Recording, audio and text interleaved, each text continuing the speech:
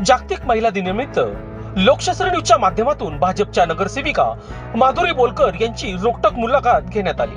यावेळी बोलताना त्यांनी महिलांच्या सक्षमीकरणासाठी प्रभागात विविध उपक्रम राबविले जात असल्याची माहिती दिली। त्या म्हणाल्या की नवरात्री उत्सव, घरेलू कामगारांसाठी योजना तसेच महानगरपालिकेच्या माध्यमातून बचत गटाच्या योजनांची माहिती देऊन महिलांना आर्थिकदृष्ट्या सक्षम करण्याचा प्रयत्न केला जातोय। महिलांनी कुणावरही अवलंबून न राहता स्वतःच्या कर्तृत्वावर पुढे यावे असे आवाहनही त्यांनी केले। आज महिलांनी प्रत्येक क्षेत्रात मोठी प्रगती केली असून देशाच्या सर्वोच्च पदावरही महिला कार्यरत आहेत। तसेच नाशिक महानगरपालिकेतील महिला लोकप्रतिनिधी शहराच्या विकासासाठी सक्रियपणे काम करत असल्याचे त्यांनी सांगितले। यावेळी त्यांनी तरुण पिढीला मोबाईलचा योग्य वापर करण्याचा सल्ला देत पालकांनी ठेवलेला विश्वास जपावा असेही आवाहन त्यांनी केले।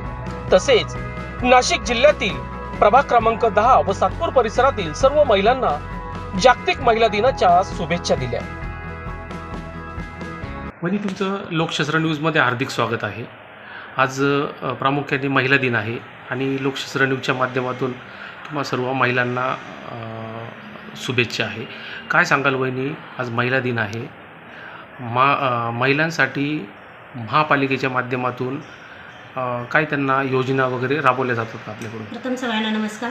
आज जागतिक महिला दिनाच्या सगळ्या माझ्या महिला भगिनींना खूप खूप शुभेच्छा। त्यांचं आरोग्य, सुख, समृद्धी भरभराटीने जावो हीच माझी ईश्वरचरणी प्रार्थना। तसेच जे काही योजना महिलांना राबवत असतो आपण, बचत गट असतील, महिलांना घरेलू कामगारांविषयी काही माहिती असेल, परत विविध उपक्रम असं महिलांसाठी राबवत असतो। आपलं नवरात्र असतो, रंगपंचमीचे हे कार्यक्रम असतात। परत महापालिकेमध्ये बचत गट आपण महिलांना बचत गट माध्यमातून काही कामं येतात, घरेलू कामं, हे महिलांना आपण देत असतो। राजकारणामध्ये जर बघितलं, महिला पुरुषांपेक्षा महिला जास्त सक्रिय दिसतात। राजकारण असो, समाजकार्यात अजून पुढे यावं म्हणून आपण महिलांना काय संदेश द्याल? मी महिलांना एकच संदेश देत की महिलांनी सक्षम व्हावे। महिलांनी कोणावर अवलंबित नाही राहायचं। आज एक महिला खूप काही करू शकते। आज महिला मुख्यमंत्री महिला होऊ शकते, राष्ट्रपती महिला आहे, पण असं विविध क्षेत्रात महिला कुठंच मागे नाही। पुरुषांपेक्षा महिला जास्त आहे आणि महापालिकेमध्ये नगरसेविका म्हणून सुद्धा महिला जास्त निवडून आलेल्या आहेत। आणि तसेच सांगायला महिला कोणत्या क्षेत्रात मागे नाही आज। आणि मला महिलांसाठी कार्य करायला खूप आवडतं। महिलांचे छोटे छोटे कार्यक्रम असतील, महिलांच्या प्रत्येक गोष्टीमध्ये सहभाग व्हायला मला खूप आवडतं। तरुण मुलं असो किंवा वयोवृद्ध महिला असो, यांना आज महिला दिनाच्या आपण काय शुभेच्छा द्याल? मी तरुण मुलं असतील किंवा तरुण मुली असतील, मी त्यांना एकच म्हणजे माझ्या माध्यमातून सांगते की तुम्ही म्हणजे जे आता हल्लीच्या काळात दिसतंय, मोबाईलच्या माध्यमातून आपण बघत असतो, खूप मुलं मुली ह्या वेगळ्या लाईननं जात आहेत। मी त्या मुलं आणि मुलींना एकच सांगते की आपले आईवडील काय करतात, आपल्यासाठी काय कष्ट करतात, आपल्याला शिकवतात, खूप मोठं करतात, पण आपण त्यांचा गैरवापर करू नका। आज आपल्या आईवडिलांनी आपल्यावर खूप विश्वास टाकलेला असतो, आपल्याला बाहेर पाठवतात शिक्षणासाठी।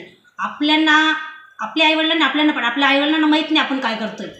ते खूप कष्ट करताना परिसर हा सातपूर परिसर म्हटला तर सर्वसामान्य लोकांचा आहे। त्याच्यामुळे मुलं आणि मुलींना एकच सूचना देते की जे कष्ट करतात आईवडील, त्यांना कुठंतरी यश मिळायला पाहिजे। त्यांचा दृष्टिकोन, मुलांकडे बघण्याचा दृष्टिकोन एक असतं की आज मी मोटरसायकलवर फिरतोय, सायकलीवर फिरतोय, माझा मुलगा कुठंतरी चांगल्या नोकरीला लागून माझं नाव रोशन करावं, एवढंच मुलं आणि मुलींना महिला दिनानिमित्त मी एकच सूचना देते। प्रभागातील नागरिकांना आपण महिला दिनानिमित्त काय सांगणार?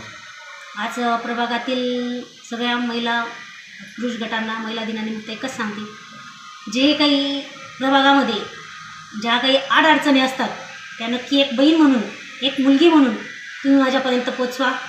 जे काही कामं असतील आम्ही नक्की 100% सोडायचा प्रयत्न करू। ज्या काही समस्या असतील, आज प्रभागामध्ये पाण्याच्या समस्या खूप गंभीरपणाने, पण आपण त्याच्यावर मार्ग हा काढतोय आणि म्हणजे 2 दिवसापासून पाणी सुरळीत येते। लोकशास्त्र न्यूजसाठी बंटी आढाव, सातपूर।